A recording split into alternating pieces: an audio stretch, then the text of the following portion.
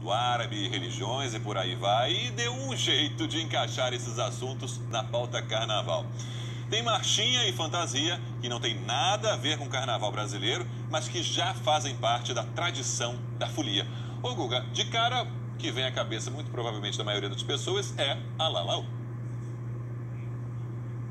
Exato, Sérgio, já falei dessa pauta anos atrás e é uma pauta que eu sempre gosto de lembrar no carnaval, porque ajuda a gente a entender um pouco, né, a imagem, como a gente vê o islamismo, os muçulmanos como um todo.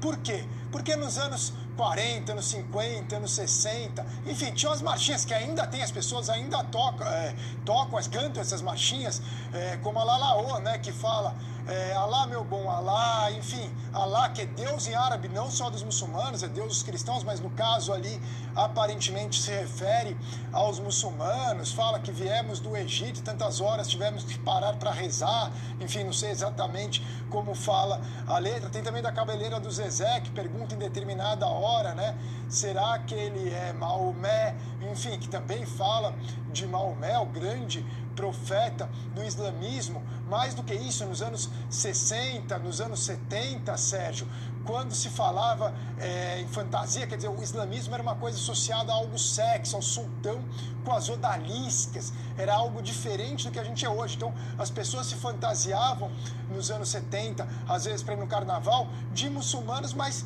com uma outra imagem que, claro, era um estereótipo total, mas diferente do estereótipo de hoje, que muitas vezes a pessoa coloca uma burca ali para dizer que está de mulher muçulmana. As duas coisas, odaliscas, como também as mulheres de burca, são uma generalização, são estereótipos que não condizem necessariamente com a realidade, mas ajuda a gente a entender como a imagem nossa em relação ao islamismo muda com o passar do tempo, que é o que o Edward Said, que foi um professor da Universidade de Columbia, aqui em Nova York, um dos principais, ele era linguista, mas era um dos grandes vozes em Oriente Médio, dizia que era o orientalismo, a forma como o Ocidente, não necessariamente o Brasil, porque o Brasil muitas vezes não é considerado parte do Ocidente cultural, mas enfim, como o Ocidente vê o Oriente. O Ocidente determina esses estereótipos da forma como quiser. Então, houve essa transição. No caso do Brasil, é muito claro. Inclusive, não se usava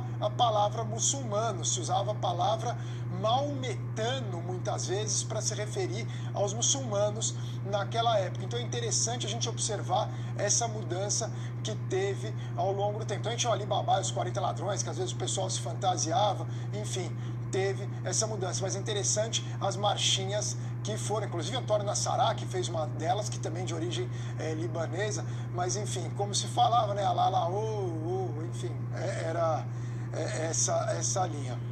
O calor continua, isso vale para